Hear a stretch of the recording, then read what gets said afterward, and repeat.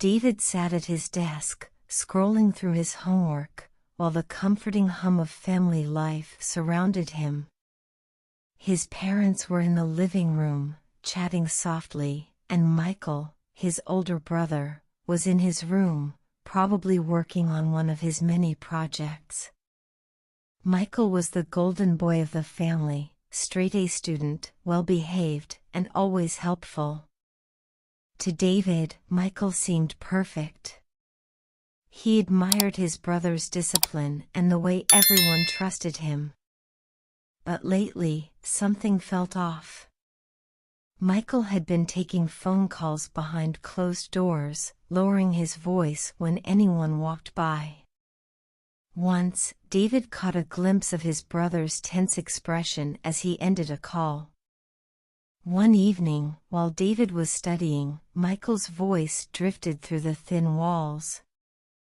"Don't worry. They'll never find out," Michael said, his tone sharp and serious. David froze, the words echoing in his head. What did that mean?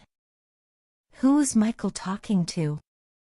The next day, David tried to shake off the uneasy feeling. Maybe it was nothing. Maybe he had misunderstood. But curiosity gnawed at him, and he started paying closer attention. Michael's behavior grew more peculiar. He'd leave the house abruptly without explanation and return hours later, distracted and silent. Once, David spotted Michael slipping a thick envelope into his bag before heading out. "Hey, Michael," David asked casually one evening, "what's been keeping you so busy lately?" Michael smiled but didn't quite meet David's eyes. "Just school stuff, nothing exciting." David wasn't convinced. His brother was hiding something big. And as much as he didn't want to doubt Michael, David knew he couldn't ignore the signs. Late one night, while the house was quiet, David heard Michael talking on the phone again. This time, Michael's voice was low and urgent. "We can't afford any mistakes. I'll take care of it." David's heart raced. What was Michael involved in?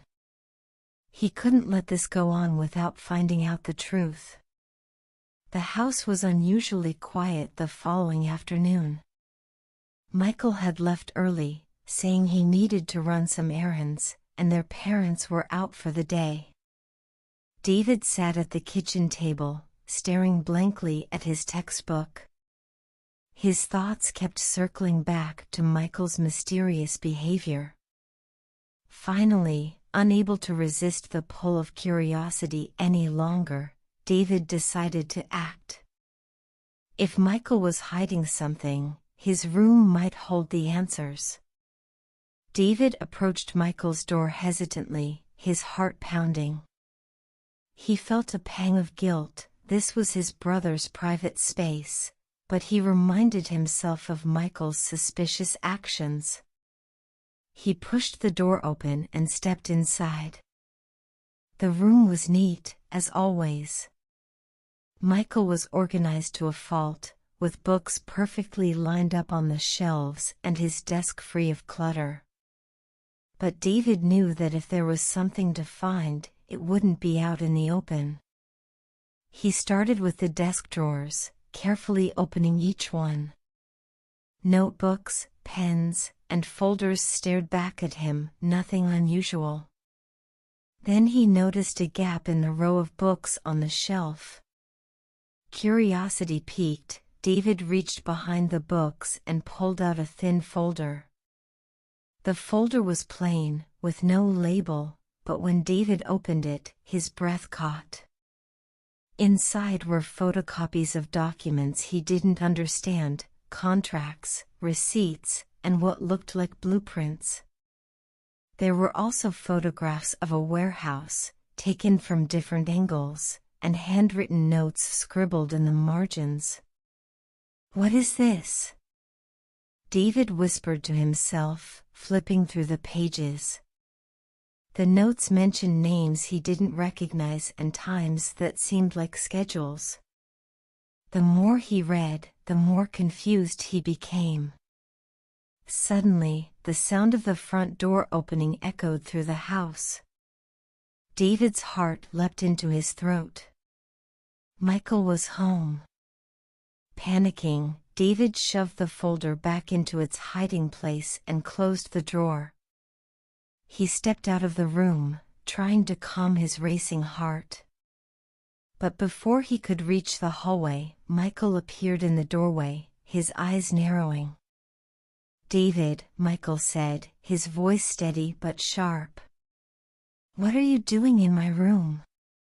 David stammered, his mind racing for an excuse. I was just looking for my charger. I thought I left it in here." Michael crossed his arms, his gaze unwavering. "Really? My room isn't exactly the place to leave your stuff, is it?" David felt the weight of Michael's suspicion. His brother wasn't buying the excuse, and David knew it.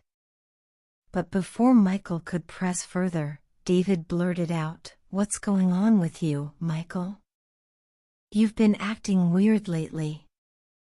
Michael's expression shifted, a flicker of something unreadable passing over his face. "I don't know what you're talking about," he said quickly. "Don't lie to me," David shot back, his voice firmer now. "I heard you on the phone last night. You said something about taking care of it. And I found," he stopped himself, realizing he couldn't admit to finding the folder without exposing what he'd done. Michael's jaw tightened, but he forced a smile. "David, you're imagining things. I've just been busy, that's all." David didn't believe him. The documents, the phone calls, the secrecy, something wasn't adding up. But before he could press the issue, Michael stepped closer and placed a hand on his shoulder. "Drop it, okay?" Michael said softly, though his tone carried an edge. "You don't need to worry about it." David nodded reluctantly, though the question still swirled in his mind. He watched as Michael walked past him, closing the door to his room behind him. As David returned to his own room, he knew one thing for sure: whatever Michael was hiding, it wasn't something he could ignore. David couldn't shake the unease that had settled over him. Michael's secrecy was too much to ignore, and the folder he'd found only raised more questions. What were the documents about? Why were there pictures of a warehouse? And who was Michael talking to on the phone? The next evening, David decided he couldn't keep pretending everything was fine. He needed answers.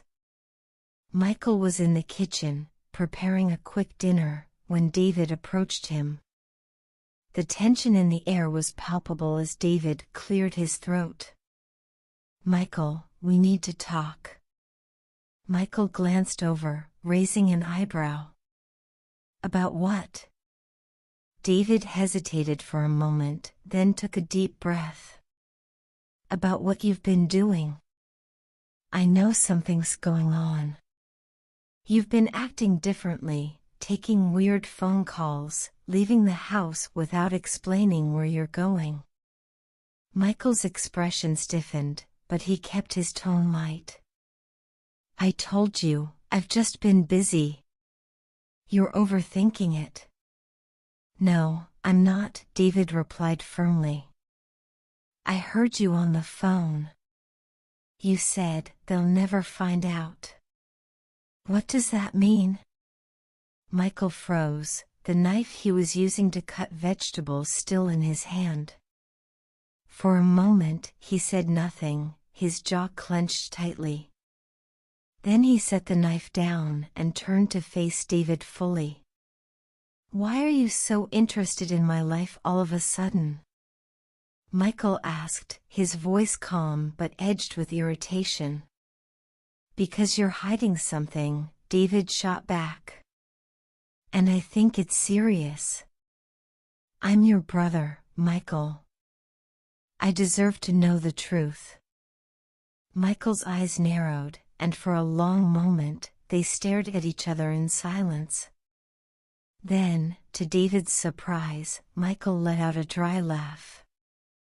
You wouldn't understand, Michael said, shaking his head. Try me, David insisted. Michael sighed, running a hand through his hair. He looked like he was wrestling with himself, torn between keeping his secret and finally letting it out.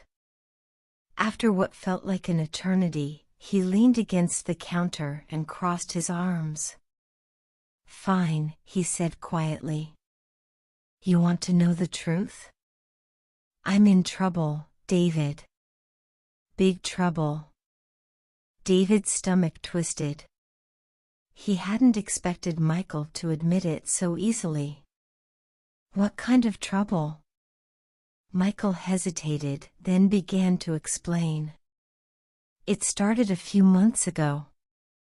I made a mistake, got involved with the wrong people. They loaned me money, and now they want it back. But it's not that simple. They're dangerous, and they're not giving me much time. David stared at his brother, stunned. Why didn't you tell anyone? Why didn't you ask Mom and Dad for help? Michael shook his head. I couldn't. They'd never understand. And I didn't want to drag them into this mess. I thought I could handle it on my own. But you can't, David said softly. Michael, you're in over your head. I know, Michael admitted, his voice barely above a whisper. That's why I've been trying to figure out a way out. Those documents you probably saw. David's eyes widened. You know I found them? Michael gave him a pointed look. Of course I know. You're not exactly subtle. But those papers are my plan.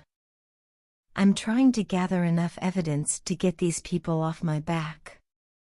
It's risky, but it's all I've got. David's mind raced. He felt a mix of anger, fear, and disbelief. His perfect brother, the one everyone admired, had gotten himself into something so dangerous. But more than anything, David felt a deep sense of concern. Michael, you don't have to do this alone, David said, his voice steady. Let me help you. Michael looked at him, surprised. You'd really do that? Even after everything? David nodded. You're my brother. Of course I will. But we have to do this smart. No more secrets. Michael hesitated, then extended his hand. Deal? David shook his hand firmly. Deal. For the first time in days, Michael smiled, a small, grateful smile. But as David left the kitchen, he couldn't shake the feeling that things were about to get even more complicated. The next morning, David couldn't stop thinking about Michael's confession.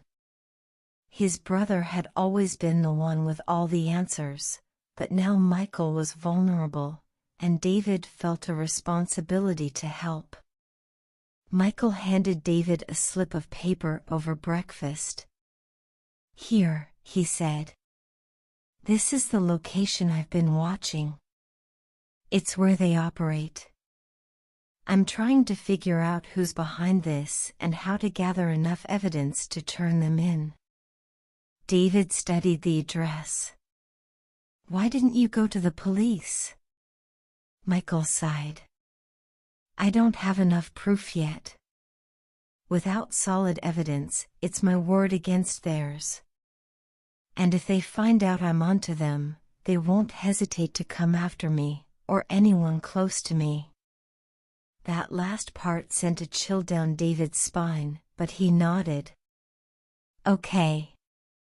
Let's check it out together." Michael hesitated. "David, it's dangerous. I don't want you involved any more than you already are." "I'm already involved, Michael," David replied firmly.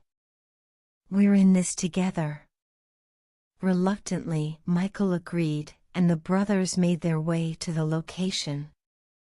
The address led them to the outskirts of town, where warehouses lined the deserted streets. The air was heavy with the smell of oil and dust. Michael parked the car a few blocks away, and they walked the rest of the distance to avoid drawing attention. The warehouse Michael had described stood out. Unlike the others, its windows were tinted, and the surrounding area was eerily quiet. They crouched behind an old truck parked nearby, watching. "Do you see anyone?" David whispered. Michael shook his head. "Not yet. They're usually here in the afternoons. Let's wait a bit." Minutes turned into what felt like hours as they watched the warehouse. Finally, a black car pulled up, and two men in suits stepped out. They carried briefcases and disappeared into the building. "That's them," Michael said, his voice low. David's curiosity got the better of him. "What's in the briefcases?" "Probably money or documents," Michael replied. "They handle a lot of illegal deals here." David scanned the area, his heart racing. He felt like he was in a spy movie, but the stakes were real. Suddenly, one of the men reappeared, talking on a phone. His voice was loud enough to carry across the lot. "Make sure the shipment is ready by tomorrow. No mistakes this time." David looked at Michael. "Shipment? What are they transporting?" "Drugs, weapons, it could be anything," Michael muttered. "But if we can figure out where they're storing it, we might have enough to take them down." Michael reached into his bag and pulled out a small camera. "I'm going to get closer and take some photos." David's eyes widened. "Are you crazy? If they see you..." "They won't," Michael cut him off. "Stay here. Keep an eye out for anything suspicious." David watched nervously as Michael crept toward the warehouse. He held his breath, praying his brother wouldn't get caught. Michael crouched behind a stack of crates, snapping photos of the men as they unloaded boxes from the black car. Everything seemed to be going smoothly, until one of the men glanced in Michael's direction. "Hey! Who's there?" the man shouted, pulling a flashlight from his pocket. David's heart stopped as Michael froze in place.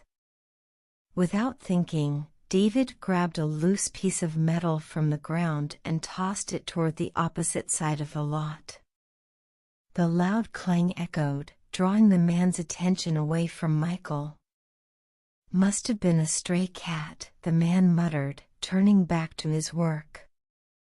Michael took the opportunity to retreat, making his way back to David. "Are you insane?" David hissed when Michael returned. "I got the photos," Michael said, grinning despite the close call. "And now we know they're moving something big tomorrow. That's our chance to stop them." David didn't share Michael's excitement. His pulse was still racing from the near miss. "This is getting out of control, Michael. We need help." "We'll figure it out," Michael said, clapping a hand on David's shoulder. "But tonight, we lay low. As they drove back home, David couldn't shake the feeling that this was just the beginning of something much bigger and much more dangerous. That night, David couldn't sleep. The images of the warehouse, the men in suits, and Michael creeping dangerously close to being caught replayed in his mind. He tossed and turned, his anxiety growing with each passing hour. By morning, he knew he couldn't stay silent any longer. Michael was already in the kitchen, sipping coffee and reviewing the photos he'd taken. He barely looked up as David entered. "We need to talk," David said firmly, sitting across from him. Michael sighed, setting the camera down. "Let me guess, you think we should call the cops?" "Yes," David replied, his voice steady. "This is too big for us, Michael. What if something goes wrong? What if they find out you're watching them?" Michael leaned back in his chair, rubbing his temples. "Do you think I don't know the risks? I'm trying to protect you, David. Protect everyone." David's frustration boiled over. "Protect us? By putting yourself in danger? That's not how this works, Michael. We're a family. You don't have to do this alone." Michael looked at him, and for the first time, David saw the exhaustion in his brother's eyes. The confident, perfect Michael was gone, replaced by someone burdened by fear and regret. "I didn't want to drag you into this," Michael admitted quietly. "But you're right. I can't keep doing this on my own." David felt a flicker of relief. "Then let's figure this out together. We'll find a way to stop them without risking your life." Michael hesitated, then nodded. "There's something I didn't tell you," he said, his voice barely above a whisper.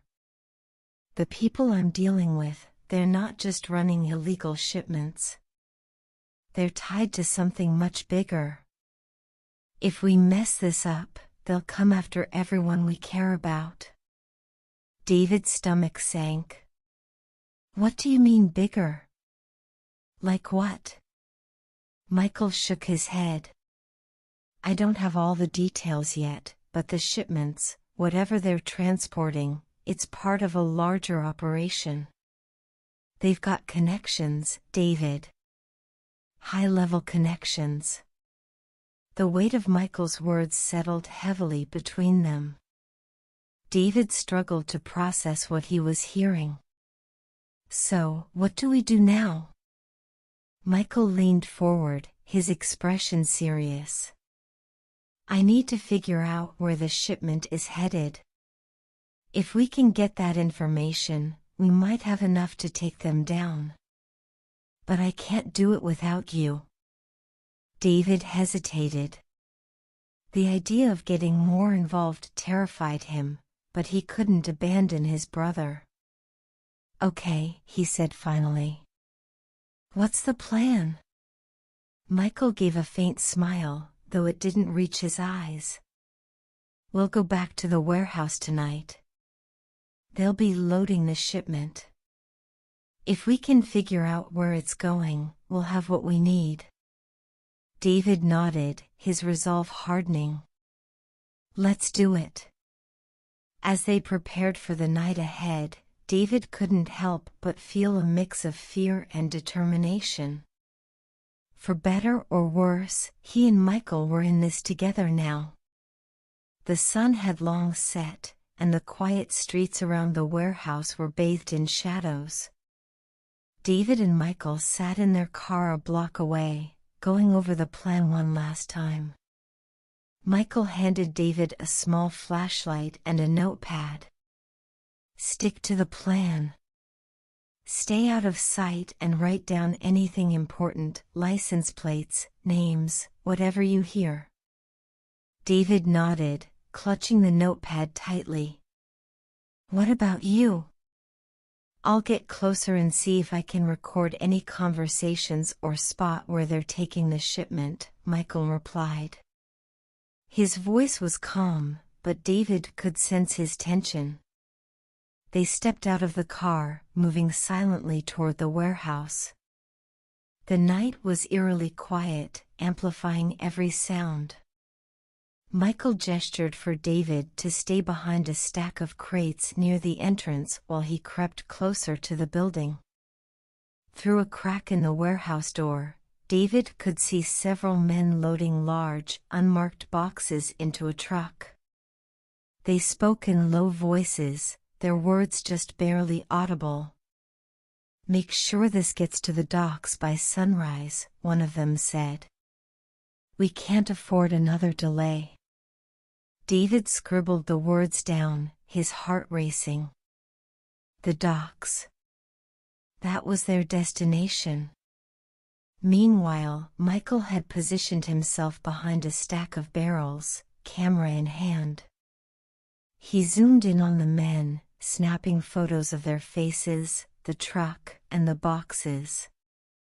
Suddenly, one of the men glanced toward the door. "Did you hear something?" he asked, his eyes narrowing. David's pulse quickened as the man walked toward the entrance, shining a flashlight into the darkness. He crouched lower behind the crates, holding his breath. Michael, realizing the danger, tossed a small rock toward the far end of the lot.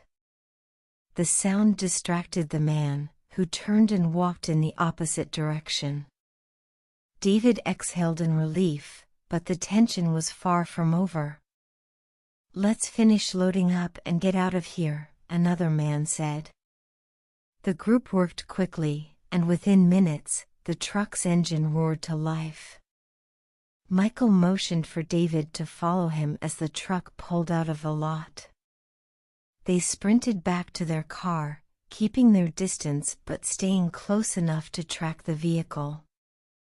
The truck led them to the docks, where more men were waiting. Cranes loomed over the water, and the sound of waves lapping against the shore filled the air. Michael parked the car at a safe distance, and the brothers watched as the boxes were unloaded and placed onto a large cargo ship. "This is it," Michael whispered. "We've got the proof we need." David jotted down the ship's name and registration number, his hands trembling with adrenaline. But just as they prepared to leave, a beam of light swept across their car. "Hey! Who's there?" a voice shouted. Michael started the engine, and the car roared to life. "Hold on," he yelled as they sped away, tires screeching. David glanced back, his heart pounding as the men at the docks scrambled to follow. But Michael's quick thinking and knowledge of the city's backstreets allowed them to escape. When they finally reached home, both brothers were shaking with adrenaline. Michael placed the camera and notes on the kitchen table, his expression serious. "This is enough," he said. "We're taking this to the police tomorrow." David nodded, his fear slowly giving way to a sense of accomplishment. "We did it," he said, a small smile breaking through. Michael returned the smile, clapping a hand on David's shoulder. "Yeah. We did." For the first time in weeks, the brothers felt a glimmer of hope. The nightmare wasn't over, but together, they had taken the first step toward ending it. Thank you for joining us on this suspenseful journey. If you enjoyed the story and want more engaging content to help improve your English, don't forget to like this video and subscribe to the channel. Your support helps us create even more exciting stories just like this one. Also, make sure to check out our next video, where we'll dive into another thrilling tale full of twists and new vocabulary. You won't want to miss it. See you in the next one. Happy learning.